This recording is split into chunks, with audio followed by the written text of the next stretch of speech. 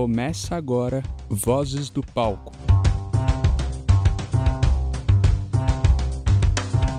Olá, você está ouvindo Vozes do Palco, ou assistindo. Este daqui é um podcast que visa entrevistar artistas independentes. Nesta primeira temporada, estamos entrevistando artistas do teatro. Meu nome é Seria Chagas, eu sou uma pessoa não binária, não tenho preferências de pronome. Eu tenho um cabelo black, estou usando ele meio amarradinho, estou usando um brinco, um cropped com tons terrosos e uma saia preta. O nosso convidado de hoje, ele é muitas coisas, é ator, diretor, coordenador pedagógico, preparador de atores, foi diretor cênico do Coral Câmara LGBTQIA+ Brasil, entre muitas outras coisas. Seja muito bem-vindo, Péricles Martins. Obrigado. Bom, me chamo Péricles, sou ator, diretor, professor de teatro, sou homem gay cis, branco, estou vestindo uma calça preta, tênis preto, uma camisa com botões preto e bege, uso óculos com uma armação verde, não uso barba, rosto liso, e estou muito feliz pelo convite. Obrigado. A gente está muito feliz de você ter aceito. Obrigado. E a primeira pergunta é super simples, assim, quem que é Péricles Martins? É bem complexo mesmo, né? Quem é Péricles Martins? Porque ainda a gente está construindo, né? O tempo todo a gente constrói ainda a nossa própria história, né? Mas eu venho de uma família italiana, com portugueses, da periferia de São Paulo. Morei há muito tempo na Zona Leste de São Paulo, em Itaquera. Estudei até o ensino fundamental em escola pública, na Penha. Sempre fui apaixonado por arte, por teatro. Então, era engraçado porque nas festas nos prédios, no prédio que eu morava, eu sempre organizava as festinhas de fim de ano, Páscoas, Dia dos Pais, Dia das Mães. Então, eu sempre organizava essas festinhas. Então, tudo era o Péricles que organizava. Então, eu acho que, desde criança, essa ideia da arte sempre foi um lugar que me sensibilizou, né? Eu sempre fui uma criança apaixonada por artes, estudiosa demais. O meu vínculo afetivo sempre foi com meninas, então eu tive um lugar também muito sensível nesse lugar, né? Então, acho que a arte também me trouxe... acho que ela me convidou, né, a estar nesse lugar exatamente porque é um campo poético, sensível.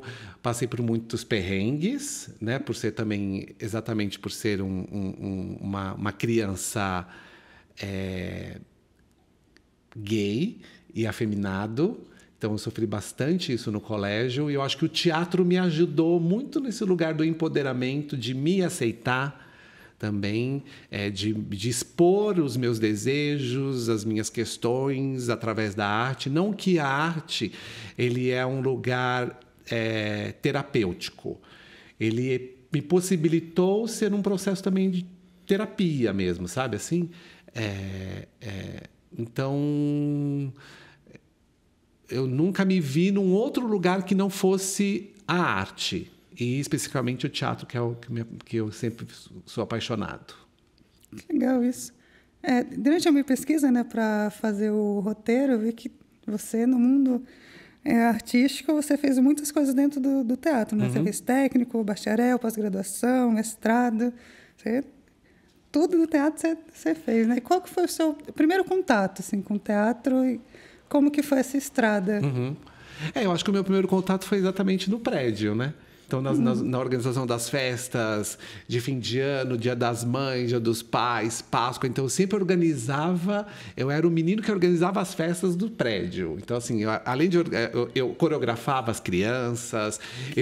Eu fazia os contatos com os pais para trazerem os pratinhos das festas. Eu que decorava as festas do prédio. Então, sempre nesse lugar artístico. E na escola também. Eu era um garoto muito apaixonado pelas disciplinas de português, literatura, educação artística, história. Eu gostava muito das áreas humanas, né? Então, a partir daí, eu tinha uma vizinha que estudava teatro. Ela fazia Casa de Cultura. E era a Casa de Cultura Márcio Mazzaropi, que era no Brás, que eu acho que ainda existe esse centro cultural, né? E aí ela me convidou, falou assim, por que você não vai fazer lá uma oficina? São oficinas gratuitas, vai lá fazer. E isso tinha 13 anos, né? E aí ela me levou para essa Casa de Cultura e eu me inscrevi num curso do grupo Poncam, que era um grupo incrível de São Paulo, um grupo maravilhoso de São Paulo. Eles estavam dando uma oficina de iniciação teatral. E aí eu fui e fiz essa oficina, que era muito voltado para trabalho corporal. Então, eu já tinha aí um lugar performático, né? Que era o grupo Poncam, já trabalhava com essa questão. E aí foi quando eu me apaixonei. E aí eu frequentei muitos anos o Márcio Mazzaropi. Então lá eu fiz cursos com o Poncam, fiz cursos com o Samir Signeu, que foi meu primeiro professor de teatro, e hoje a gente trabalha junto numa escola técnica. Legal. Então é muito interessante de revisitar, né, de ver que teve um dos meus mestres ali que está agora comigo trabalhando, né? Então, a partir daí, eu fui desenvolvendo, começando com Casa de Cultura, depois eu fui fazer Célia Helena, aí depois eu entrei na ECA e na Universidade de São Judas, que era um lugar enlouquecedor, porque a ECA era o dia inteiro, e depois à noite eu fazia São Judas, que era educação artística. Nossa. Que eu queria também desenvolver uma outra habilidade com outras áreas, né? E aí, à noite, eu saía da São Judas quase 11 horas da noite. À noite eu ia trabalhar num restaurante que eles contratavam atores performers para cantar, fazer números musicais enquanto serviam as pessoas. E era ali nos Jardins. Então imagina, eu trabalhava até 2, 3 horas da manhã, 8 horas da manhã eu tinha que estar na ECA para estudar. Então, assim, foi um processo assim enlouquecedor e apaixonante, porque era um lugar que eu queria estar, mas eu não tinha os patrocínios, então eu também tinha que pagar minha condução. Então, eu acho que foi um processo bem potente, mas cansativo. Mas eu acho que valeu a pena. E tudo isso começou lá no início dos anos 90, né? Então, eu comecei em 91 a minha primeira oficina, né? E aí eu sempre gostei muito de estudar, né? E sempre me interessou a pedagogia teatral. Foi aí por isso que eu acabei seguindo essa área mais de formação de atores, né? Então, a universidade, eu procurei a universidade exatamente não só para me desenvolver, né? Desenvolver as habilitações de teatro, de direção e interpretação, mas também a pedagogia teatral. Então, até hoje, né? Isso já faz 33 anos que eu trabalho com teatro, e desde 97 que eu trabalho com pedagogia teatral ininterrupta, né? Então, é um lugar que eu gosto muito, assim, de estudar, de lecionar, né? Então, eu comecei desde os cursos livres, os cursos técnicos, a pós-graduação, agora também leciono na pós-graduação. Então, é um lugar que eu gosto bastante de diálogo. É um lugar que eu posso experimentar também em sala de aula. Então, sempre eu gostei bastante dessa área, assim, da pedagogia, da formação do ator. Sim. Enquanto você estudava e também depois, quando você se tornou professor, quais foram as maiores dificuldades? E depois que você se formou também, quais foram as maiores dificuldades de ser ator e também de ser professor? Eu acho que a maior dificuldade, eu acho que quando a gente, né, principalmente quando a gente não tem esses patrocínios, né, eu acho que exatamente por morar na periferia, então, assim, o acesso naquela época, nos anos 90, também era muito complicado, né? Porém, era um lugar, assim, que tinha muito teatro amador naquela época, né? Então, grupos amadores. Então, isso de alguma forma também possibilitou a me desenvolver, sabe assim? Então, embora tinham as escolas técnicas e as universidades, na maioria era o acesso pago, né? Não se tinha como hoje assim o acesso, né? um pouco mais de acesso a você entrar na universidade pública ou você conseguir uma bolsa em escolas técnicas, assim, era muito complicado de conseguir. Então a gente fazia mesmo na raça ali, nos grupos amadores. Então a gente aprendia também muito ali na raça, na carpintaria teatral, né? Então as casas de cultura naquela época também eram muito potentes. Então assim, os professores, né, os artistas que desenvolviam as oficinas eram incríveis, assim, né? Então muitos vinham de companhias de teatro, então pessoas que também tinham a sua carpintaria teatral. Então assim, eu fui aprendendo com esses mestres, com essas pessoas, assim, pessoas que realmente pensavam o teatro com amor, assim. Então o que me pegava bastante era, sim, você tinha que pagar passagem para ir, porque eu tinha que ir até o Brás, então eu tinha que ter passagem. Então, tudo isso foi... os perrengues que eu tinha mesmo era exatamente isso. E também no circuito familiar. Embora a minha família nunca falou, olha, você não vai fazer isso, mas tinha sempre aquele lugar. Tá, mas você vai se formar em quê? Né? Qual é o curso que você vai fazer na faculdade? Então, assim, eles ainda não tinham, assim, não acreditavam que isso poderia ser a minha profissão, o meu ofício, né? Então, foi um processo muito difícil até eles entenderem de que ali realmente era o caminho que eu queria seguir, né? Então, os perrengues foram bastantes. E depois que eles viram, né, que você começou a se sustentar com teatro, como que foi assim a relação deles com isso? Eu me lembro do primeiro dia quando eles foram me assistir. Foi um momento muito especial, assim, de vê-los na plateia e eles perceberem que realmente ali era o meu lugar. Ali é onde eu me sentia acolhido, onde eu me sentia confortável, onde eu podia me relacionar com as pessoas, onde as pessoas me olhavam do jeito que eu gostaria que me olhassem. Então, foi um processo muito, muito significativo para mim, assim, no final, quando eles vieram me abraçar. Então, eu me lembro, assim, tem essa memória afetiva, né, dos meus pais ali na plateia e depois, no final, eles me cumprimentando e entendendo que eles tinham que me apoiar, né? Assim, eu sou o caçula da família, né? Minha família são de 4 irmãos, homens, e eu sou o caçula. Então, talvez por aquela minha infância, né, de sempre de organizar essas festas no prédio, a minha relação também sempre com as meninas. Então, eles entenderam também o processo que eu passei no colégio, no início, né, os perrengues que eu tinha, né, naquela época ainda, de entender essa questão do gênero, né? Então, foi muito difícil. E eu acho que aí eles foram entendendo que eles tinham que me apoiar nesse sentido, assim, né? Mesmo sendo de uma família simples de trabalhadores, mas que eles entenderam que eles tinham que me apoiar nesse sentido. Que louco isso, né? E eu acho que isso me ressignificou também a minha pedagogia, o olhar como eu vejo agora a pedagogia, o olhar como eu abordo, né, as pessoas que chegam, tanto nos cursos livres, no técnico, na graduação, na pós, ou o próprio elenco também, quando eu convido as pessoas a estarem nos meus projetos. Eu acho que tudo isso me ajudou muito a enxergar e ter uma escuta muito mais sensível, né, sobre essas pautas. Então, e isso me interessa também na minha arte, isso me interessa também nos assuntos que eu quero abordar, na forma como eu quero discutir isso em sala de aula ou em sala de ensaio. Então, isso eu me sinto no lugar confortável de falar sobre essas questões e como a arte me ajuda e me ajudou nesse sentido. Bom que já linka na próxima pergunta, né?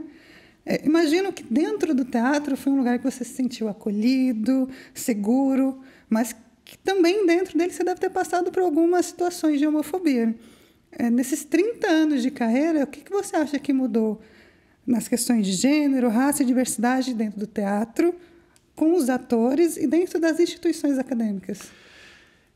Eu acho que não só nesses 30 anos de carreira, eu acho que esse processo de homofobia, ele aconteceu desde lá do meu colégio ainda, sabe assim? Exatamente por sempre assumir esse lugar do campo sensível, sabe? Então, eu era é o Péricles, é a bichinha que vai lá organizar as coisas da festa junina da escola. É o Péricles que vai organizar as cenas da professora de história. Sabe assim, tudo isso para mim era lindo. Mas agora eu fui entendendo que, às vezes, o processo da homofobia, ele é um pouco velado, sabe assim? Era um pouco escondido nesse sentido, assim. E eu fui entendendo que as falas também eram homofóbicas nesse sentido, né? Então, só que muito louco, porque isso me fez mais forte. Sabe? Eu entendi que isso... Eu tinha que ressignificar esse lugar, porque senão eu não estaria aqui hoje. Sabe? Então, eu me vendo hoje e acompanhando alguns colegas meus da época ali, né, nesses grupos, nessas redes sociais, é muito louco de ver, assim, o que eu conquistei, sabe assim? E vendo esses meus colegas agora, né, como eles estão. Então, a homofobia sempre esteve presente, né, nesse lugar, assim, a ponto de passar por corredores no final da escola e ficar levando tapas e chutes, assim, porque eu era a bichinha da escola. Nossa, de jogar papel na minha cabeça. Quer dizer, tudo isso eu guardei para mim, eu nunca abri, assim. Então, eu tô abrindo meu coração a vocês porque exatamente eu tô num lugar muito acolhedor, porque são pessoas que eu conheço, né? Vocês... Sim. Que eu conheço, então eu estou abrindo meu coração ao ponto de ver o quão eu passei por tudo isso, assim. Então era muito mais forte naquela época, né? Essa questão da homossexualidade era muito forte, né?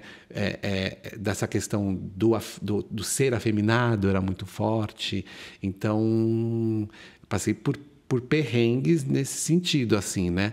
Então eu acho que o teatro me fortaleceu nesse lugar. Agora, indo pro teatro, eu passei por questões, assim, até de diretores mesmo, assim. Do lugar de que, olha, esse papel não é o seu perfil, sabe assim? A sua voz não bate muito com esse perfil. Então, assim, sempre foi um processo de lutar e fazer, não, eu posso. Né? Quer dizer, o Péricles pessoa física e o Péricles pessoa jurídica são diferentes, né? Então, para se chegar nesse lugar de respeito, assim, de entender de que sim, eu posso e eu não quero que você me coloque em caixinhas, foi muito complicado, sabe assim? E eu passei por um processo no teatro que naquela época, né, não sei se vocês já ouviram falar, mas tinha muito esse lugar do diretor como o detentor de tudo, né? Então tinha muito, né, a gente passava muito por esse lugar do teste do sofá, né? Então esse teste do sofá, graças a Deus, nunca nunca aceitei esse tipo de proposta. Passei por essas, né, tive essas propostas, mas para mim era muito claro aonde eu estava, que terreno era esse, sabe? Eu nunca me submeti a esse tipo de coisa. Então, desde os meus 14, 15 anos que eu entrei no teatro, tinha essa proposta desse diretor, entendeu? Que se passava por um lugar ali meio esquisito. Então, os perrengues foram nesse sentido, assim, até as pessoas me olharem de que é possível, sim, eu fazer o que eu quero fazer, o que eu quiser fazer, é sempre muito complicado. Na dança, e depois eu tive um período também na dança era muito mais solto, era muito mais possível a minha expressão com o corpo. No teatro, como a gente, né, naquela época se usava muito, era o campo das ideias, muito campo das ideias, né? Então, e os personagens muito estereotipados, então a gente trabalhava muito com os clássicos, então tinha esse lugar das caixinhas, sabe assim? Ou do menino modelo, ou do ator macho. Então, para os atores que tinham uma energia mais fluida, era mais complicado você participar de testes, de audições, de você entrar em fazer personagens que realmente você queria fazer. Então, foi um perrengue. Acho que talvez por isso a pedagogia, por isso que eu segui muito também a pedagogia, porque ali me possibilitou a me reconectar, a fazer o que realmente eu gostaria de fazer, a pesquisar o que eu gostaria de fazer. Então, a pedagogia realmente é o lugar onde eu sou apaixonado. E o que você enxerga que mudou assim, nesse... Sim. Eu acho que essa nova geração... Acho que talvez por essa questão do acesso, porque na época não se tinha muito acesso à tecnologia, à internet, embora assim, gente... Né? Não sou uma pessoa dos anos 30, 50, não nasci, né? Mas naquela época ainda era pager, bip, né? Era discada, era a internet de escada, entendeu? Era um lugar meio assim, o acesso era muito difícil, né? Então a gente, né, a própria televisão, quando você via, né, eram questões muito estereotipadas, preconceituosas, né, que as pessoas que a gente via na televisão. Hoje em dia eu vejo essa geração muito mais empoderada.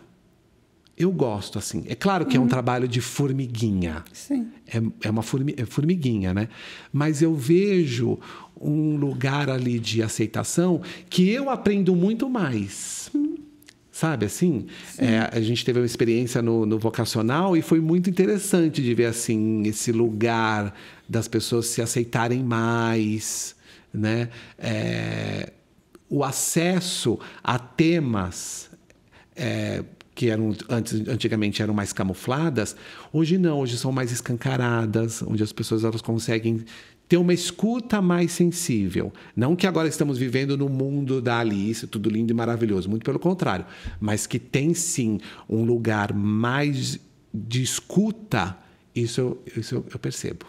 Dentro das instituições, você acha que mudou alguma coisa nesses 30 anos? Porque eu sei que mudou algumas coisas, mas algumas coisas ainda permanecem, né? Dentro das instituições. Concordo total. Eu acho que ainda... as instituições que eu falo também nas universidades, principalmente. Sim, principalmente. Sabe assim? Eu acho que essa discussão ainda é bem complicada. Eu acho isso lamentável, entendeu? Porque a universidade é um lugar mesmo de escuta, de debate, de discussão. Mas eu sinto que essas pautas, elas não são trazidas de uma forma eficaz. E eu acho eu sinto que os próprios discentes, os alunos, eles estão pedindo isso, que a universidade também se posicione nesse lugar, sim, sabe assim? Porque isso também faz parte do teatro, ele faz parte da arte. Isso faz parte do processo de reflexão, né? Assim, social. E cada vez mais ainda eu sinto que alguns docentes eles ficaram no tempo. Né? Eu acho que eles ficaram nos seus livros cheios de teias, sabe assim? E é uma crítica mesmo, assim. Eu me coloco nesse lugar porque faço parte dessa comunidade e eu cada vez mais procuro brigar com isso, sabe assim? Eu acho que a gente precisa ouvir, sim, os nossos discentes. A gente precisa ouvir, sim, porque... a gente está agora no século em 2025 e assim eu sinto que a universidade às vezes, e aí eu estou falando das universidades públicas também, sabe? Até as universidades privadas ainda eu sinto um pouco mais de abertura. As universidades públicas, e aí principalmente no campo dos docentes, eu vejo ainda um lugar muito fechado. E assim, enquadramento, né? Sabe? Assim, até tá nos conteúdos cabeça, programáticos, eu acho que precisa ressignificar os conteúdos, precisa ressignificar o projeto pedagógico. Não que a gente não tem que trazer a nossa verdade, né? Mas eu acho que a gente tem que ter um diálogo, sabe assim, recíproco, sabe assim? E eu sinto que às vezes a escuta não se tem, sabe assim? Parece que o mundo todo, né, tá indo para frente e tá parado ali no tempo. Eu sinto que, por exemplo, nas artes visuais, aí do campo da performance, eu sinto que nas artes visuais isso está muito mais à frente do que o teatro. E no teatro, especificamente, a dramaturgia contemporânea, eu sinto que já está trazendo essas pautas, estão trazendo essas pautas, assim, né? Mas eu vejo que é um lugar que o teatro poderia já... Poxa, por que o teatro existe até hoje, gente? Sim. O teatro é milenar, é antes de Cristo. Por que as pessoas ainda têm necessidade de ir ao teatro? Eu sempre coloco essa questão, sabe? Assim, por que as pessoas ainda sentem necessidade de ir ao teatro, sair das suas casas e se deslocarem, pegarem chuva, trânsito e ir ao teatro? Entende? É uma reflexão que eu sempre carrego ainda na minha vida, porque é um lugar ainda, e que nunca vai acabar, porque é um lugar do encontro. Sim. É um lugar onde realmente a gente se vê enquanto seres, sabe assim? É um lugar de debate, de reflexão, de discussão, é um lugar do encontro, porque o teatro é o encontro. Então, eu acho que o teatro nunca vai acabar por causa disso. E eu acho que, para não acabar, exatamente, a gente precisa entender que sociedade é essa que a gente está. Né? Quem são esses novos estudantes de teatro, né, que estão aqui? Eu acho que isso é muito importante de entender. Sabe? Assim, eu vejo, por exemplo, um lugar muito pequeno, por exemplo, de pessoas trans dentro Sim. da universidade, dentro das escolas técnicas, sabe assim? Embora eu possa contar no dedo. E isso, quanto tempo que eu tenho de teatro, de pedagogia, eu posso contar no dedo quantas pessoas trans eu tive. Mas, ao mesmo tempo, eu comemoro, porque que bom que pelo menos eu consigo agora enxergar que temos, porque antigamente não se tinha isso. Eu, inclusive, tive uma professora trans, que é maravilhosa, Mali Rui. Beijos. Não sei se você está assistindo isso, mas... Que ótimo, ótimo. Sim, maravilhosa, sim.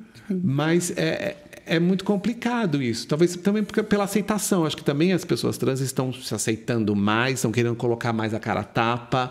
Então, e isso é muito louco, assim, porque os professores ainda têm estão ainda num processo também de entender. Quando eles querem entender, né? Quando eles querem entender, exatamente. Parece que muitos nem se dão ao trabalho, assim, de falam, eu já estou aqui nesse lugar, eu não preciso aprender nada. Estou aqui só para ensinar. Principalmente com essas questões de pronomes. Sabe assim, gente, assim, mas eu tô aprendendo, eu sou velho, né? Sempre essa desculpa assim, é porque eu sou velho, isso não vai passar pela minha... eu não vou conseguir, então, assim, por favor... Eu acho engraçado isso, porque eu alterei meu nome e tudo mais, e tem umas pessoas que insistem em me chamar no nome morto e falam, não, mas eu não consigo e tudo mais. Aí tem uma pessoa da minha família que tem 70 anos, nunca teve dificuldade. Sempre me chama de Serena, não sei o quê. Eu fiquei, nossa, ela com 70 anos não teve. Olha só, é você que não quer, né? Então, eu acho isso... mas novamente, né? É um processo de você, o tempo todo, fazer a correção, corrigir, chamar atenção. Acho que isso faz parte também do processo de educação. Vezes cansa, né? Cansa. A gente fala e fala. Caramba, eu mudei de nome. Segue a vida. Exatamente. E aí eu só me afasto, assim. Então, Sim. É isso. Já falei tudo que eu tinha para falar, a pessoa não entendeu. Beijos. Você mencionou o programa vocacional. Você fez parte desse programa por 14 anos. Sim. E com certeza tem pessoas ouvindo o podcast que não sabem o que é o programa. Fala um pouco sobre ele. O vocacional ele existe até hoje, né? Eu participei de 14 edições do vocacional. Embora de um tempo para cá, de alguns anos para cá, mudou-se muito, né? Em virtude também de mudanças, de gestão, então tudo isso mudou. Mas o tempo que eu fiquei lá no vocacional surgiu lá nos anos 2000, né? O vocacional, sim, em virtude de uma necessidade dos artistas lá na época do Manifesto da Arte contra a Barbárie. E aí, na verdade, a discussão era falar sobre políticas públicas, né, onde o próprio que os grupos de teatro, né, de grupo que aconteceram naquela época não eram subvencionados pelo Estado, né? Então a ideia era que exatamente as políticas públicas também pudessem patrocinar, legitimar também esses grupos da cidade de São Paulo, né? Então, além dessa discussão sobre os grupos de teatro da cidade de São Paulo, também foi pensado num projeto educacional também, né? Interdisciplinar, né? E aí, naquela época, também estavam surgindo os CELs, né, na periferia de São Paulo, e a ideia era exatamente fazer com que a cultura, o departamento de esporte e o departamento de educação criasse um diálogo mais afetivo, mais efetivo, né? E aí esse projeto ele foi se expandindo, porque antes era um projeto só central, e isso foi descentralizando e ocupando esses espaços na periferia de São Paulo, né? Então, o propósito era fazer com que esses artistas, né, que tinham já o seu trabalho em grupo, mas que também pensassem a pedagogia e estimulasse também, enxergassem essas produções também na periferia, porque até então era muito centralizado, sabe? Então, a ideia era exatamente estimular, provocar, né, essas produções artísticas naquele bairro, naquele entorno, né? Então, o propósito do artista, que a gente chamava de artista orientador, era fazer um mapeamento geográfico, cognitivo. Então, a gente era tinha um olhar muito estrangeiro. Então, não era só chegar lá, entrar na sala e dar sua aula e tchau. Muito pelo contrário, a gente tinha um papel muito de produtor mesmo, cultural, sabe? Agente cultural. Então, a gente visitava o entorno, fazia um mapeamento se tinham grupos de teatro, de música, de dança por ali, né? Então, a gente fazia convites, visitavam esses lugares para fazer esse convite para ocupar esses espaços que até então, por exemplo, eu tive muita experiência em CELs. E eu senti que o CEL tinha um lugar muito fechado, assim. Ou eram as pessoas que realmente estudavam naquele lugar, ou não. Então, até as pessoas do entorno que moravam ali, tipo assim, mas a gente pode entrar? É possível? Né? Não é só uma escola aqui? Né? Então, tinha um lugar muito... não se tinha muito diálogo ali, né? E eu acho que isso perpetua até hoje. Perpetua. Assim. Sim, eu acho que hoje está até pior, assim, de que muita gente não acha que pode frequentar esses espaços. Sim. Tanto Casa de Cultura quanto os CELs. E tá ali para o público, né? Para a galera da região. Muita gente acha que é um lugar que não pode frequentar. Sim.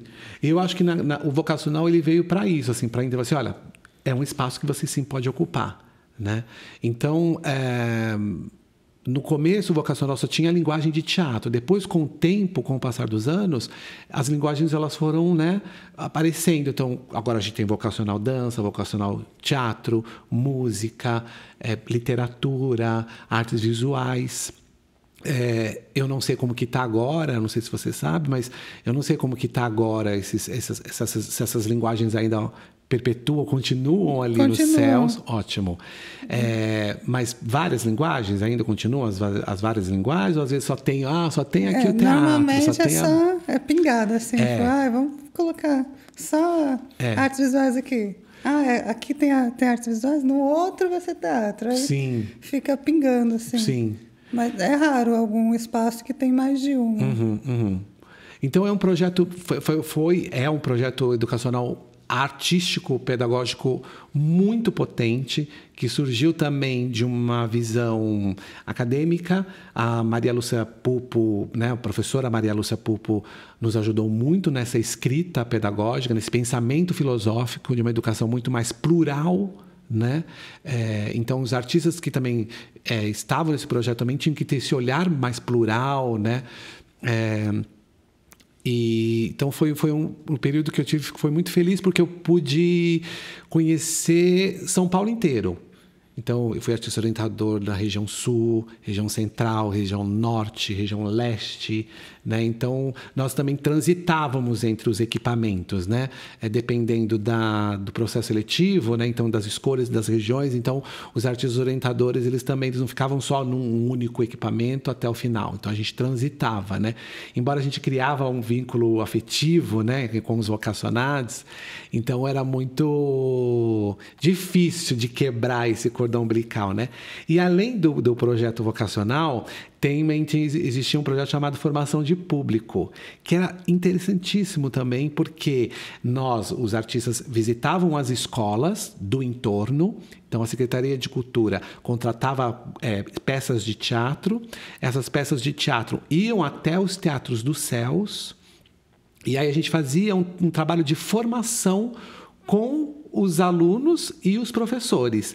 Então, a gente falava sobre conceito de teatro, né? A gente falava sobre cenografia, iluminação, dramaturgia. Então, para eles entenderem como que é esse fenômeno teatral, para depois eles irem assistir a peça. Então, eles não iam só para contemplar uma peça de teatro, né? Eles tinham já uma preparação para assistir essa peça. E após a peça tinha um debate com os atores e a equipe técnica.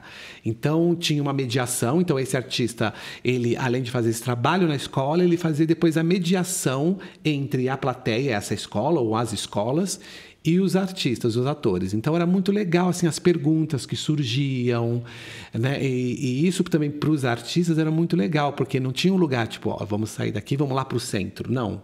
O teatro ia até a periferia. Então, isso foi muito bacana também de ter. Hoje não existe mais a formação de público, infelizmente, mas eu acho que muitas companhias já pensam muito sobre isso, assim, sobre essa questão da formação de público, e não só não são só meros espectadores. Como que você vê a importância somente do programa de formação de público? Como que você vê a importância tanto para quem estava assistindo, tanto para os atores que estavam apresentando? A qualidade da percepção sobre a obra era impressionante, assim. Do processo formativo, além de ajudar também nas outras disciplinas que eles tinham, né, ajudava também o artista a entender qual é o seu propósito, sabe? De que a arte tem que ir até o espectador, não o espectador ir até ele, né? Então, nesse sentido, assim, o fenômeno teatral acontecia mesmo, essa relação, né? Porque não era só uma relação de espectador que eu vou lá ver a peça, acabou a peça, tchau, né? Como que é essa ligação entre o artista e o público, né? Qual é o grau de interesse que eu tenho ao ver aquela obra? Né? Será que eu só estou ali porque a escola me pediu? Não, quando eles iam para o teatro assistir as peças, eram porque eles queriam estar ali. Porque eles sentiam que teve uma preocupação também, sabe, com eles, de formação. Então, a gente fazia também algumas oficinas em sala de aula com eles sobre teatro, de improvisação. Gostoso. Então, muitos se apaixonaram, sabe? A gente teve muita gente do EJA, que nunca tinha ido ao teatro na vida. E assim, de repente, na sala de aula, uau, que incrível! Então, eu posso fazer? Claro que você pode fazer teatro. O teatro não tem idade, né? Você pode sim fazer teatro, você pode escrever teatro, né? Então, nesse sentido, foi muito interessante de vê-los assim, e pós, né? Porque depois tinha um trabalho pós. Então, eles assistiam um espetáculo, depois tinha um trabalho onde os professores desenvolviam um trabalho com eles sobre o que viram. Então, tinha o pré, durante e o pós. Então, foi muito importante isso, porque cumpria-se o papel do teatro mesmo, né? Porque o teatro só se estabelece na relação entre o artista e o espectador, né? Sem público não há teatro. Entende? Exatamente. Então, eu acho que, novamente voltando, por isso que o teatro, ele nunca vai acabar. Porque exatamente é um lugar onde as pessoas podem se enxergar, se olhar, né, como seres humanos, é um lugar de discussão, de debate. É uma tribuna, né? É uma tribuna livre, onde a gente pode se expressar do jeito que a gente quiser. E como foi para você ser um orientador dentro do vocacional? O que você traz dessa experiência, assim? Tudo que eu sou hoje, porque o vocacional ele foi mais do que a minha graduação, sabe? Pedagógica, assim, ele me ensinou tudo, sabe? Sobre o ofício, não só como artista, mas também como pedagogo. Então, assim, muitos artistas que saíram lá do vocacional são pedagogos exatamente porque o vocacional possibilitou a eles a pesquisa. Sabe assim, o vocacional nunca foi um lugar fechadinho, assim, onde todo mundo tinha que seguir aquilo. Potencializava muito as nossas habilidades. Então, assim, o corpo docente que se tinha ali, de artistas orientadores, era de formações diversas, né? Não tinha um critério exclusivo, não, tem que ter esse tipo de formação. Não, muito pelo contrário, assim. Então, nas reuniões pedagógicas, eram riquíssimas as nossas reuniões pedagógicas, porque a gente discutia muito sobre arte, sobre pedagogia, né? Então, Paulo Freire também era um eixo norteador também que a gente tinha também como discussão. Então, o vocacional ampliou a minha visão de mundo, como ser humano, como artista pedagogo, iluminou o meu olhar sobre como a minha abordagem com o aluno, né? Aluno, não gosto muito dessa palavra, porque o entendimento do aluno é sem luz, né? No período medieval, o significado do aluno é a negativa, né? Então, sem luz, é como se o professor, né, fosse o detentor do conhecimento. Nossa. Então, quer dizer, essa palavra aluno né, não é tão bacana, não é bacana, né? Então, eu costumo sempre falar do aprendiz, né? Então, que essa palavra, eu acho que aproxima mais, entendeu? Do que eu acredito sobre pedagogia. Então, eu acho que o vocacional, ele simplesmente me formou mesmo como artista pedagogo. Gostoso isso. E quais são os desafios e as responsabilidades de ser um professor de teatro? Os desafios são muitos, né? Porque você lida com um ser humano, né? Então, e você lida com visão de mundo. E é uma responsabilidade, né? Porque a nossa área é a comunicação. Se não atravessa o outro, não tem porquê você estar nessa área, né? Então, eu acho que a nossa responsabilidade, né, a minha responsabilidade como artista pedagogo é que o diálogo seja cada vez mais horizontal e não vertical, de que a gente está ali pensando arte juntos.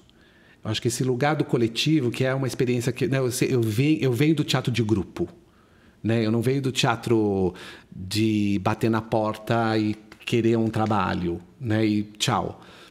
Eu acho que o teatro de grupo me deu essa base de entender que é o coletivo, né? Que é através do coletivo que a gente ganha forças. Então, a minha conversa sempre foi no lugar de potencializar as habilidades, de entender o que ele quer, por que ele está ali, né? De estimular essa reflexão de que o teatro ele não é só o entretenimento, ele é entretenimento também, né? Como dizia o Brecht, mas não é só, né? Então, de entender que ali é um lugar que você pode ser quem você quer, de discutir quais são os assuntos que você quer, o que você quer fazer, né? Então, eu tenho essa responsabilidade, ela é de mão dupla, sabe assim? É uma coisa que a gente aprende, né? Eu aprendo com ele aprende, assim, a gente vai trocando isso. Então, para mim, é uma responsabilidade muito, muito grande, porém eu não carrego isso só para mim, sabe? Essa responsabilidade. Eu acho que tudo se constrói juntos. Os encontros se constroem juntos, as temáticas, os temas que são abordados em sala de aula, é tudo coletivo. Eu entendo dessa maneira, não consigo visualizar de outra maneira que não seja um processo colaborativo. Isso, para mim, é fundamental. Provavelmente você não tem a menor ideia de quantos alunos você já teve nesse... Muitos.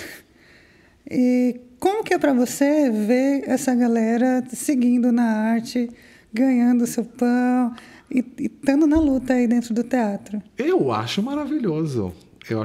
Estou... aqui temos, né, alguns que já já tivemos nossos encontros no vocacional e vejo vocês trabalhando, conseguindo seus espaços, estudando sempre, porque isso eu potencializo sempre esse lugar de estudar, sabe?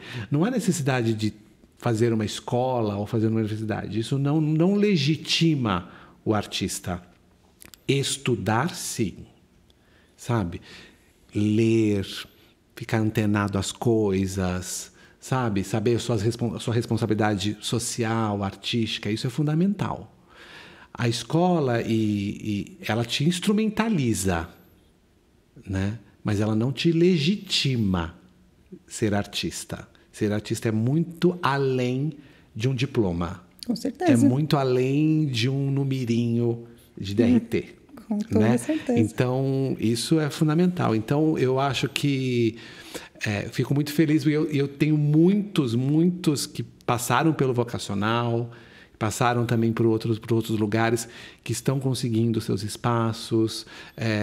Agora, né, a gente tem esses projetos, né, esses editais acontecendo, embora poucos, mas eu acho que ainda, né, há uma possibilidade, né, desses grupos, dessas pessoas conseguirem esses espaços. Eu vejo já colegas, já viraram colegas meus de profissão, então também trabalham com a pedagogia, são diretores, são autores, são atores, atrizes. Então, eu acho que quando eu vejo, eu faço questão de prestigiá-los, assim, de assisti-los, de aplaudir em pé, porque não é fácil mesmo, né?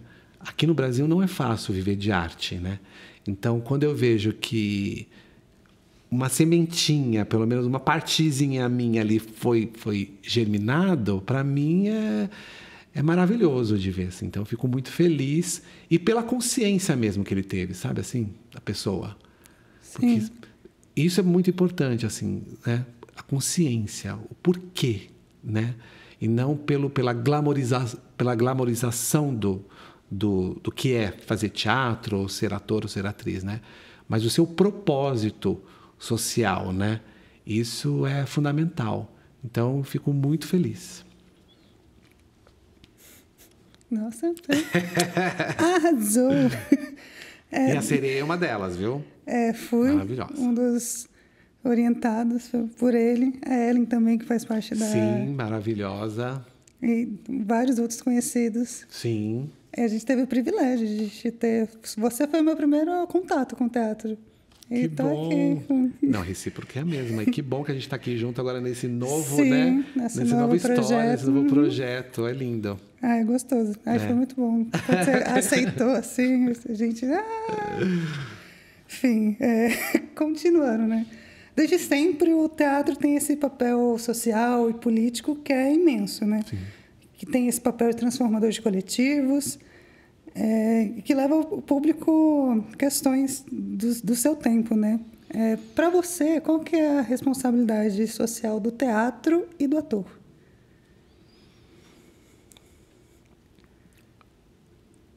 Eu acho que é discutir o homem. A gente não pode perder esse olhar, sabe, assim? De entender o homem, de entender a sociedade, de não esquecer que somos operários da arte, de que a gente é só um instrumento e não o fim, né? De que a arte, ela possibilita, ela tem um poder de transformação, né? Ela tem esse poder de você se conhecer internamente, de você conhecer o outro, de ampliar a sua percepção, o seu olhar. Então, não é que a nossa responsabilidade é mudar o mundo. Muito pelo contrário, né? O papel do artista é subversivo, né? Cada vez mais criar as discussões, perguntas, e não só as verdades, né? Então, eu acho que o papel do teatro é ampliar cada vez mais essa discussão do que a gente está fazendo aqui, sabe? que a gente está fazendo aqui? Será que a gente só está aqui de passagem? Que coisa chata, né? Ser professor de passagem, né? É muito legal quando o público vai ver um espetáculo seu e não sai assim, tipo, legal, vamos comer uma pizza. Mas quando que ele sai reverbera, né, na cabeça da pessoa. Sabe assim, ele entra de um jeito e sai de outro. Sim. Isso não quer dizer que é arrogante. Nossa, olha como é que é. Somos arrogantes, o artista. Muito pelo contrário. Eu acho que a gente está o tempo todo pensando também no outro, né? A gente tem que ter esse poder. Assim, não é poder, a gente tem que ter esse exercício de se colocar no lugar do outro sempre. Sabe? Então, é gostoso de ver isso, assim, quando as pessoas saem provocadas. E mesmo não gostando. Porque isso também faz parte. Faz parte. Entende? Isso que é legal. Porque, de alguma forma, provocou também o público nesse sentido. Se ele não gostou, alguma coisa mexeu com ele ali. Exatamente. Entende? Alguma coisa mexeu. Né? Então, e aí, quando gosta, não era um lugar do... foi legal. Né? Esse legal também fica uma coisa estranha, né? Tipo, por que é legal? Né? Por que foi legal? O que atravessou? O que provocou em você? Sim. Né? Então, é isso. Você falou disso, né, que é legal quando a pessoa não gosta. Eu tive um diretor que ele falava assim, a peça só é boa quando 3 pessoas se levantam e vão embora. Se não tiver uma pessoa na plateia que levantou e foi embora, significa que não impactou o suficiente. Eu acho que é isso o teatro. Eu né? concordo e não concordo também. Porque aí você só potencializa ouvir a negativa? Não. Às vezes, todo mundo pode ficar ali até o final e está totalmente conectado com o que está vendo. E vai ficar aquilo reverberando na cabeça da pessoa por muito tempo. Exatamente. É porque a gente sempre tem a tendência de trabalhar pela via negativa, né? Como o teatro tem um lugar meio do ego, então é sempre um lugar assim, tipo, você gostou? Né? Sempre tem uma tendência de perguntar para o outro se gostou, né? E não é bem por aí, né? Deixa a pessoa filtrar, Sim. Deixa ela refletir, não é? Quais são as suas referências, as principais referências quando você está dirigindo? Mas pensa nelas também como professor, até quando você está atuando também. Eu tenho as minhas referências que eu chamo dos meus mestres, né? Que existem os professores e existem os mestres, né? Os professores, eles marcam, mas eles atravessam, né? Eles passam. Os mestres, eles ficam para a vida, né? Então, e claro que os mestres você conta nos dedos, mas eu tive alguns, assim, importantíssimos na minha formação. Um deles é o Antônio Januzelli, o Janot, que foi um professor que mudou a minha vida em todos os sentidos, assim, como ser humano, como artista, como indivíduo, como cidadão, tudo assim. O Janot é um patrimônio do teatro brasileiro, né? Ele foi ator, diretor de teatro, foi professor na EAD, na ECA. É um cara genial, de uma simplicidade e de uma paixão pelo teatro que era absurda, assim. É uma paixão pelo ator. Eu acho que ele me trouxe isso, assim, a paixão pelo ator, sabe? De entender a complexidade de ser ator. Então, o Janot foi uma ele é, até hoje, uma referência para mim de como trabalhar. E Miriam Muniz, também, que foi minha professora, minha mestra, minha diretora, lá na Funarte, na época, né?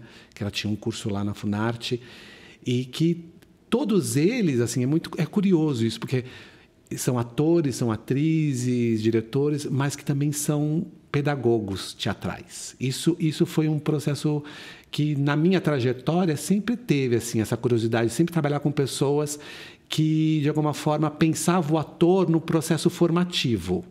Então, eu procurei trabalhar com essas pessoas que também tinham esse olhar de formação, Então, o Janot, a própria Mira Muniz, quando eu fiz o Teatro Oficina com o Zé Celso, embora o Zé não tenha um lugar específico, né, não tinha um lugar específico sobre a formação, mas a forma como ele conduzia aquele elenco, a forma como ele trabalhava com o elenco era absurda. Né? O Antunes, né, com todas as suas complexidades, né, lá no CPT, mas que tinha uma escola, mas que tinha um pensamento também didático, pedagógico, de pesquisa, de formação de atores. Então, eu sempre... Renata Mello, também na dança. Então, assim, muitos... Estou falando mais especificamente do Brasil, porque é isso que a gente tem que fazer, potencializar cada vez mais os nossos mestres, os nossos artistas, não deslegitimando os artistas de fora, os pedagogos de fora, muito pelo contrário, né? A gente entender que no Ocidente, quem pensou a pedagogia, a primeira formação, foi o Stanislavski, né? O Stanislavski pensando no processo do teatro ocidental, mas foi ele que pode ser considerado o primeiro pedagogo do teatro, né? Foi ele que escreveu sobre, né, a formação do ator, porque sempre era tudo muito, muito voltado para o público, para o autor, né? Então, sempre o autor que ganhava os prêmios, né? Então, assim, não. Ele entendeu que tinha que escrever, né, a partir das suas inquietações, sobre o ator. Então, mas eu acho importante da gente não perder isso, sabe assim? E não tem nada a ver com puxar saco ou não. É legal você ter essas referências. É legal você ter, sim, os mestres. Sabe? Mesmo que eles ressignificam, mas é importante que você tenha onde abraçar, onde, sabe, acalentar o coração, né? Seja onde eles estiverem, mas que eles ficaram e ficarão para sempre, sabe assim? Eles estão aqui, gravados, né? Na carne, história. Né? Sim. Apesar dessa carreira, aqui eu tinha colocado essa longa carreira, mas ainda tem muita coisa pela frente, né? Exatamente. Eu imagino que você tenha muitos sonhos. O que você gostaria de fazer e conquistar nesses próximos anos? Como ator, como diretor, como professor, com toda a sua arte? É engraçado essa pergunta, porque eu nunca penso a longo prazo. Acho que chega uma idade que a gente começa a priorizar não muito o longo prazo futuro. Eu sempre priorizo o presente, assim, o que vem, sabe assim, a partir da sua energia. É engraçado isso, sabe assim? Então, eu nunca penso assim, eu quero fazer tal personagem, ou eu quero dirigir qual texto. Não, eu acho que as oportunidades elas vão acontecendo conforme você foca, sabe? É muito louco isso, assim. Então, eu estou muito feliz com tudo com que eu já conquistei e com que vem, né? O que eu venho a conquistar. Mas porque eu sempre tive um desejo eu sempre tive na minha cabeça de trabalhar com quem eu quisesse, sabe assim? Nunca foi no lugar de vou pegar um monte de coisa só para ter currículo. Para fazer contato. Sabe assim, não tenho esse lugar. Então, assim, eu quero trabalhar com essa pessoa. Quero trabalhar com aquela pessoa. Quero fazer isso. Então, eu tinha um lugar muito... E aí eu vou atrás, sabe, assim, de conquistar essas coisas, assim. Então, o meu desejo é que cada vez mais eu continue nessa área, porque é o meu ofício, não é só uma profissão, né? Trabalhar com teatro, com arte, é um ofício. Você é escolhido. Sim. Né? Quando a gente fala de vocacional, é exatamente esse lugar, né? Você é escolhido. Teatro, todo mundo pode fazer teatro. Ficar nele, permanecer nele, que é o mais difícil. Com certeza. Porque você tem que abrir mão de muitas coisas, você tem que abrir mão dos amores, você tem que abrir mão, às vezes, a própria família é aquele coletivo que você está. Você tem que ter um poder de desapego. porque você convive com aquelas pessoas, com aquele coletivo meses e meses, depois acaba aquele projeto e tchau, e cada um vai fazer outras coisas. Então, como que é esse exercício também do desapego, mantendo o afeto, mas você tem que desapegar? Sabe assim? Então, fazer teatro é um sacerdócio mesmo. Sabe? Não é para qualquer um. Sim, não mesmo. Sabe? Não é. É por isso que o artista ele é muito mais amplo do que só ser o ator, né? Ser artista é muito maior, né? Então, é isso que eu desejo, ficar na minha profissão como tem que ser. Nesses anos todos como ator, artista, quais foram os maiores perrengues como artista que você teve que passar? Como que foi a pandemia, né? Que foi difícil para muitos artistas. Muito também. difícil. Muito difícil na pandemia, né? Porque não é sobre mim, né? É uma questão universal. E, ao mesmo tempo, potencializou também um espírito efetivamente coletivo, onde todos os artistas tinham que dar as mãos. Sabe assim? Equipe criativa, equipe técnica, porque foi um processo dificílimo, porque a primeira coisa que se perdeu era a arte, né? Quando veio a pandemia. Entretenimento, né? arte, o que é isso? Vamos cortar. E é claro, porque assim, tem uma relação de contato mesmo, né, com o público, né? Mas assim, eu senti que os artistas foram muito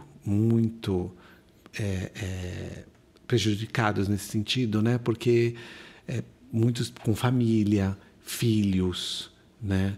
Então foi um processo dificílimo e, ao mesmo tempo, ressignificar também, né, as nossas produções, porque a gente tinha que como que a gente utilizar essa nova tecnologia do celular, né, ou fazer tudo dentro de casa. E aí é uma discussão que gerou, tipo, é teatro, não é teatro? Né? Assim, o que é isso? E aí começou a gerar uma discussão entre a própria classe artística, tipo assim, o que você está fazendo é medíocre, isso não é teatro. Como assim que você vai submeter esse tipo de coisa? Mas, ao mesmo tempo, você vê agora, né? Tinha que pagar as contas, né? Coisas, além de você conseguir pagar as contas, mas também sem perder a sua verdade. Isso é muito importante, sabe assim, não perder a sua verdade. E eu acho que muitos fizeram isso, sabe assim, não perderam a sua verdade. Tem coisas incríveis que fizeram, né? O Sesc fez alguns trabalhos incríveis também, né? De teatro em casa, né? Que deram empregos também a esses artistas. Então, assim, eu acho que quando você não perde a sua essência, a sua verdade, independe de como está fazendo, de como. Né? Você está entendendo? Então, me fez então também entender que aquele celular ou aquela câmera poderia ser uma ferramenta de trabalho, sabe assim? E foi assim. Foi assim que eu dirigi um primeiro curta, né? Que eu fiz um trabalho sobre o Kafka, Metamorfose, que foi tudo também em casa, né? Dei uma oficina também de performatividade e foi muito legal porque pensar a performatividade também nesse recurso audiovisual. Então eu acho que foi um processo muito complicado, muito difícil, mas também me possibilitou uma pesquisa, né? Então, perrengues sempre teve, não só na pandemia, mas assim, no Brasil também é muito difícil, né? Ser artista, né? Porque não tem apoio. Mas eu sempre, novamente, essa questão da vida negativa, né? Desde da escola, da universidade, eu nunca me projetei na frustração dos outros. Porque a tendência sempre era no lugar, tipo, você vai fazer teatro? Tem certeza?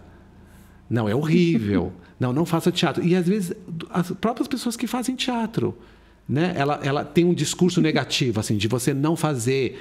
Mas eu falo assim, desculpa, mas é sobre você, não é sobre mim. Né? Eu não quero isso. Eu quero escrever a minha história.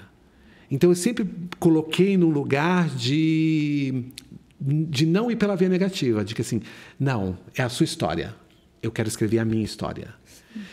Então, nesse sentido, assim, os perrengues aconteceram, mas eu nunca fui contaminado pela frustração do outro.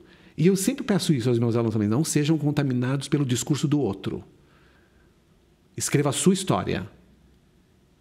Isso é fundamental. E eu sempre botei assim, é possível sim viver de teatro. É possível viver de teatro. Foca. Entende? Não importa o que o outro vai dizer, se ele não conseguiu, se ele... É a sua história. Então, é possível viver de teatro. Pagar suas contas, sabe? Então, os perrengues acontecem, mas eu sempre procuro filtrar, entender, porque eu não vivo no país da Alice, muito pelo contrário, mas quando você tem o propósito de trabalho, entender de que você é um operário da arte, você vai conquistando as coisas, aos poucos, mas você vai conquistando as coisas, assim, sabe? Eu não fico chorando aos cantos, entende? Por causa de uma coisa ou outra que você não conseguiu. Um dia vai dar certo, né? Então, eu sempre procuro... Eu acho que o teatro me motiva a isso. Não desista. Não desista. Sabe? Eu acho que tem essa vozinha do teatro falando assim, vai. Que bom, que ela continue aí por muitos anos, né? É para todos nós, né? Sim. Você mencionou sobre performance, né? Como que é o seu contato com a performance? Você é um artista, né, da performance também. A performance ela veio também na academia, na universidade, porque nos anos 2000, no início dos anos 2000, 98, 99, 2000 principalmente, né, quando veio essa questão do teatro performativo, né, do Lehmann, tudo isso. O Tó, que é o Antônio Araújo, né, que é um diretor incrível aqui em São Paulo, né, diretor da Companhia do Teatro da Vertigem, que foi meu professor de direção na ECA, e ele veio, né, ele foi estudar em Nova York e veio com esse pensamento do site specific, né, a questão de uma encenação que explode o espaço cênico. Então, eu venho de uma geração que assistiu Paraíso Perdido, assistiu, né, eu vi toda a trilogia do Tó, né, assim, onde quebrou-se a questão do espaço cênico, não era mais a caixa preta, né? Apocalipse foi para mim um marco como estudante de teatro, sabe assim, uma coisa maluca. Como assim fazer uma peça dentro de um presídio, né? Como assim fazer uma peça no Rio Tietê, no barco? Nossa, queria ter assistido isso. Ou de uma igreja. Nossa. Como assim ele conseguiu fazer uma peça dentro de uma igreja? Então aquilo pra gente é muito louco também, porque ano 2000 tá aí, né? E a gente estava falando discutindo isso agora, em 2025, né? É muito louco.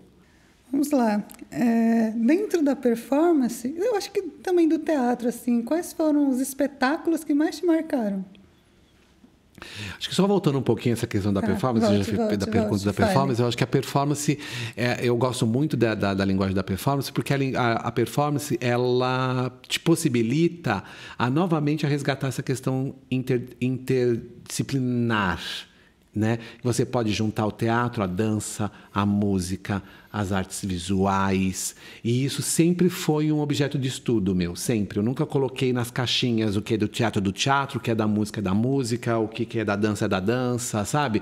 Que sempre tem essa tendência da gente colocar os grupinhos, né? Sim, mas hoje, no século XXI, não tem muito mais disso, né? Tudo está interligado, né? Total. Mas claro que as pessoas ainda querem colocar tudo na caixinha, né? Mas acho que a arte contemporânea vai juntando elementos de todas as linguagens, né? Mas eu acho que ainda a classe artística ainda tem esse lugar, sabe assim, ainda de colocar nas caixinhas. É o pessoal do teatro, é o pessoal da dança, é o pessoal das artes plásticas, das artes visuais, é o pessoal da música. E o pessoal não se mistura, né? Não se mistura, sabe assim, é cada um no seu departamento, né? E, gente, isso já acontecia lá na Grécia Antiga. Né? Só que depois Grécia Antiga, opa, muito, né? Desde os ritos, dos rituais isso acontece, né? Nas manifestações ritualísticas, enfim. Então eu acho que a performance ou a performatividade amplia um pouco o lugar. É mais complexo? É muito mais complexo, né? Porque você tem que ter... porque senão vira qualquer coisa. Aí vira Sim. oba-oba, né? Porque aí tudo é performance. Nossa, olha, ó, isso é performance, né? E não é bem assim. E não é bem assim. Eu acho que também é importante conceito, né? É importante conceitualizar também, né? O que você está fazendo. Então, eu sempre gostei muito disso, assim. Pina Bausch, para mim, é um dos exemplos que eu amo de paixão. Quando eu vi a Sagração da Primavera ao vivo... Você viu ao vivo? Vi ao vivo. Nossa, que E eu inveja. sentei na terceira fileira, e aí aquela areia vinha na minha cara, e eu chorando, e aquela areia, aqueles atores dançando, e aquela areia. Então, assim, às vezes, né, eu só tinha acesso ao vídeo, de repente, quando você tem acesso ao vivo, e você vê aquilo de corpo e alma...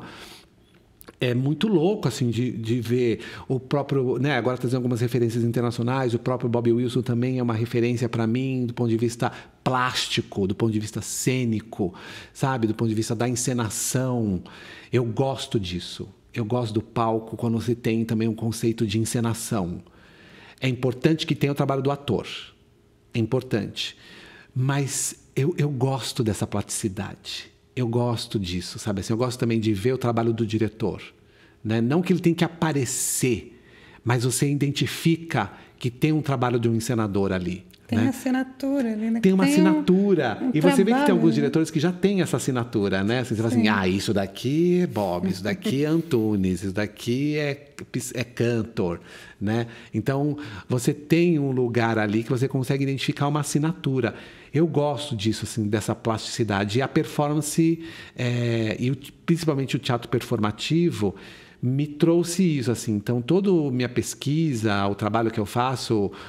tanto com os meus atores e na pedagogia, eu sempre potencializo esse diálogo com essas linguagens, assim, sabe? A dança, a música, o teatro, isso sempre me motiva, né?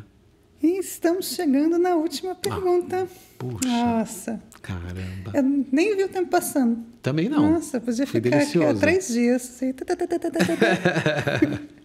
Muito gostoso o nosso papo. Muito bom.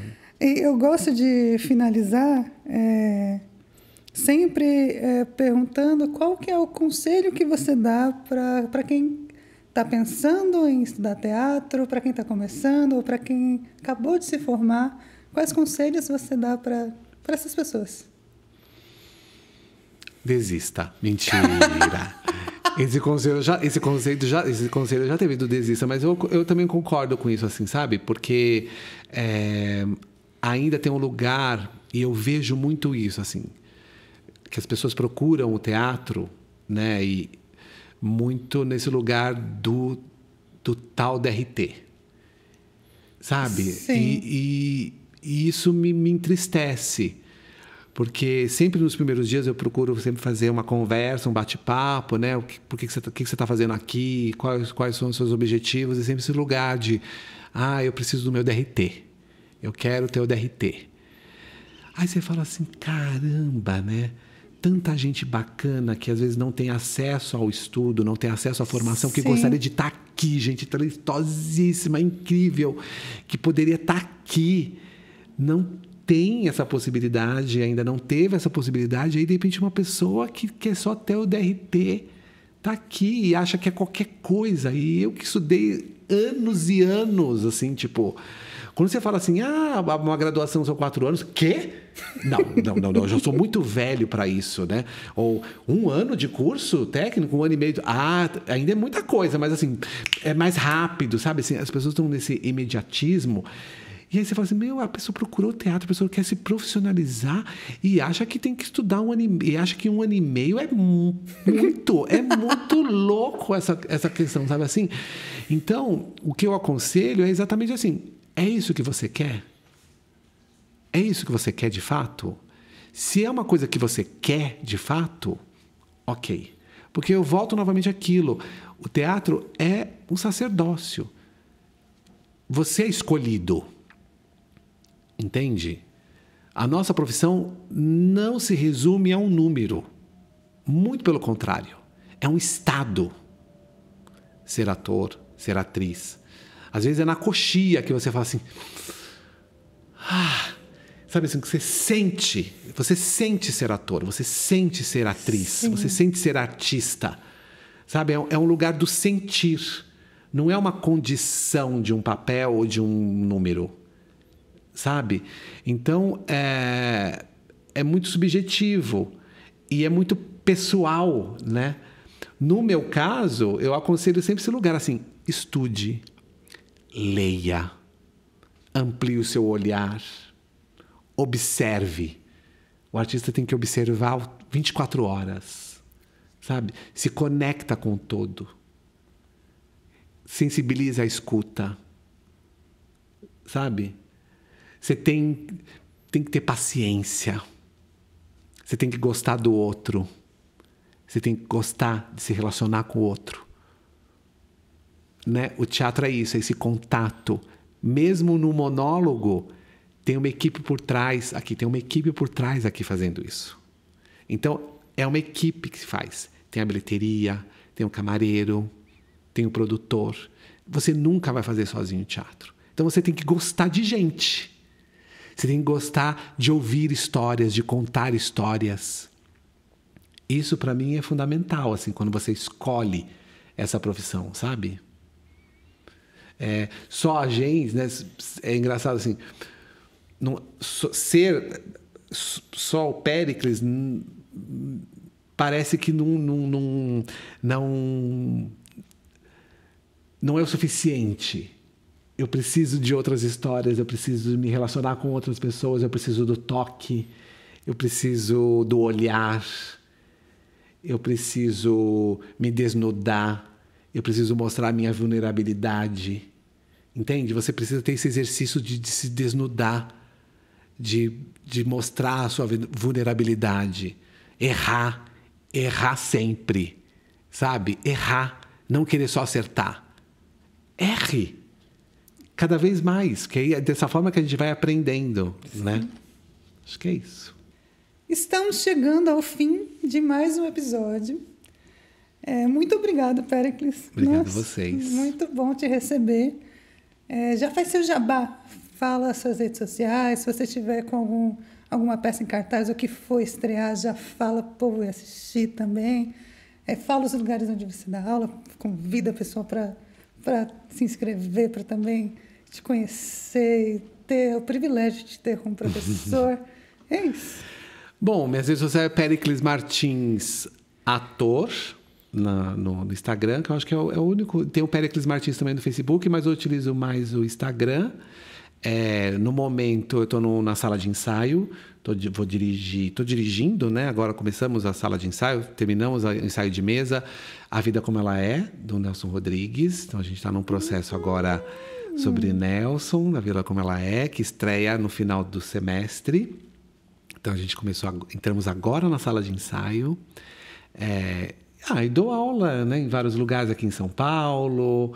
É só me procurar que a gente vai conversando, né? Não sei se é o caso de falar os nomes. Eu acho que não. É só... Me procurem, a gente vai se encontrar nas escolas, nos palcos da vida. E estou muito feliz, quero agradecer o convite. Muito feliz, assim... me expor dessa maneira foi muito interessante, porque eu abri o meu coração, né, de coisas que estavam ali escondidinhos, né? Só que estou num lugar muito protegido. Eu me senti muito protegido por vocês aqui, né? Então, que bom. Agradeço também essa possibilidade de me revisitar, né? E refletir, né, sobre o que eu sou hoje e o que eu serei. Né? Então, muito obrigado. A gente que agradece muito. Muito obrigado. Obrigado. Chegamos ao fim desse episódio maravilhoso.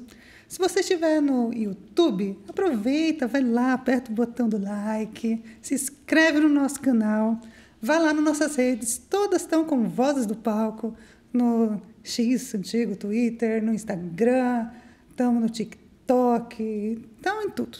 Então vai lá, segue a gente. Se você estiver ouvindo no Spotify, segue a gente lá também. Já dê 5 estrelas no nosso podcast. E é isso. 3 beijinhos e até a próxima. Até. Este podcast é um projeto contemplado na 21ª edição do Programa para Valorização de Iniciativas Culturais do município de São Paulo, o programa VAI. Com o apoio da Associação Prática Tatum, esse podcast é uma realização Coletivo Teatro, Memórias e Além, São Paulo, Capital da Cultura, Prefeitura da cidade de São Paulo, Cultura e Economia Criativa. Você ouviu Vozes do Palco.